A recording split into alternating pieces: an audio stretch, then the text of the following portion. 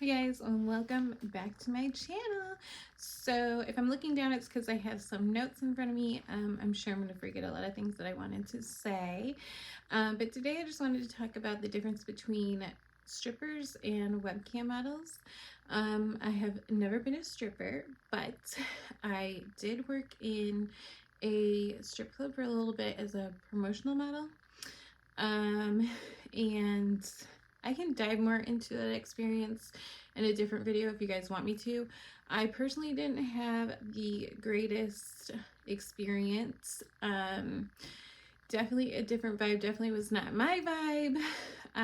But yeah, so that's all I really have in that experience. I was never a stripper, but I did work in a club.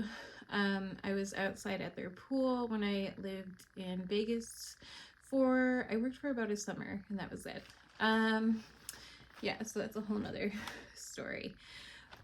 So basically, to get into it, I know stripper vlogs are very, very popular nowadays.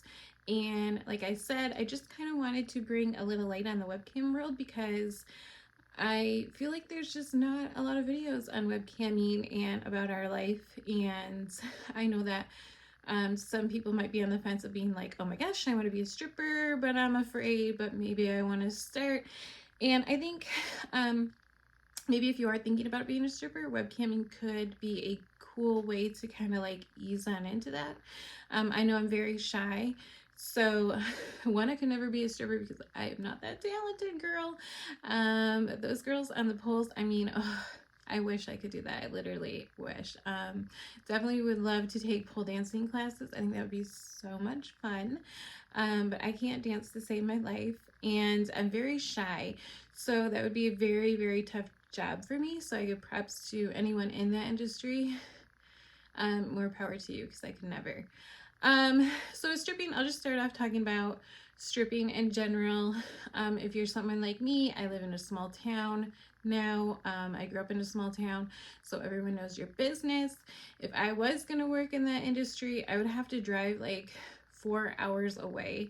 And that's just not possible for me. So if you are someone in that field, remember your surroundings where you live. If you live in a small town, there's probably 1-2 places pretty close, so everyone's gonna know if you don't care. Your regulars are probably gonna be people that you see on the daily, which to me is just a little weird. So that just wasn't an option for me.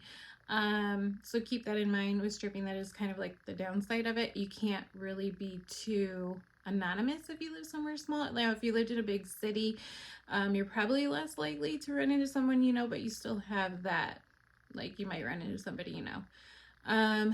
So I guess that would be like a con of working there. I don't like people touching me. I like my bubble. I love my 6 feet apart is very good for me. I don't like touchy-feely. I don't even like to be hugged. I'm not PDA. I'm not that type of person. So I do love the fact that when I'm camming, it's just me. They're behind a screen, so there's no that personal space interaction. And another thing is when guys go to the strip clubs, even women, whomever goes, they're usually probably drinking and drugs, and we know how that goes. I don't need to get into it. And it's just like sometimes boundaries are crossed and lines are crossed, and that's just not a good situation to be in. Like I said, I bartended half my life, so I've been in those situations. So again, that plays in the like, not for me. I don't want people touching me. So that's another good thing about cam is you have that block button, and I love the black button. If someone's being mean, if someone I don't like them, if they're not the vibe in my room, it's just like black. So yeah, don't be afraid to use that black button in your cam room if somebody is bothering you. You just don't need that vibe. So that is very nice being in the virtual world. And continue on, like being in that scene, it is, mostly all women you're working with. And I love my women, and I don't want to say anything that's going to get me, in trouble, but can be a little catty. And I had noticed that when I was in the modeling world in Vegas, it's very cutthroat. It's very, very nasty, very mean people. I come from a really small town where I just never experienced anything like that in my life. And I think I'm a very emotional person. Sorry, I have a little bit of a cold though. I'm congested and falling apart here, but anyways, bear with me. Like I said, I come from a small town, and I just am not used to girls like being to another level of cattiness. And I noticed that when I was in the club, it was like so and so was dating the boss, and they thought you're flirting with the boss, and it just gets messy. And I'm just not about that. I'm about staying in my lane, I'm there to do a job, I'm there to work, I'm there to pay my bills, I'm there to do your goals or whatever your goal is when you're in the workforce. I'm not there to, step on people's toes. I'm there to stay in my lane. And with camming, that does happen. There is a lot of cattiness that goes on. It's just the nature of the game when things are very competitive and there's contests and there's stuff. And so I'm not saying that it's any better camming, but it is just a different, real life versus online. And online, it's a little bit easier to not get involved with that and kind of stay in your lane. If you're on social media, just, don't intertwine with that messiness, because you just don't need that. That's not what I'm here for. I'm not here to be in high school again. I'm here to make my money and move on with my goals and up the ladder, and whatever your main thing is when you're getting into camming and stripping. I'm pretty sure there's like a big goal that you're after, and just try to focus on that and stay in that lane. And again, I know stripping is very, very popular right now on YouTube and the vlogs, and it looks glamorous, and so does webcam modeling. It looks, oh my god, she's got the bags and the glitz, and but it's another world, and you got to make sure that you are mentally prepared for that. There's a lot that goes in with it, and I started this series wanting to inform more about the side of SW workers, and it isn't all glamorous, and you have to have a tough skin. And oh my gosh, sorry, I have a cold. Everything is just drooping.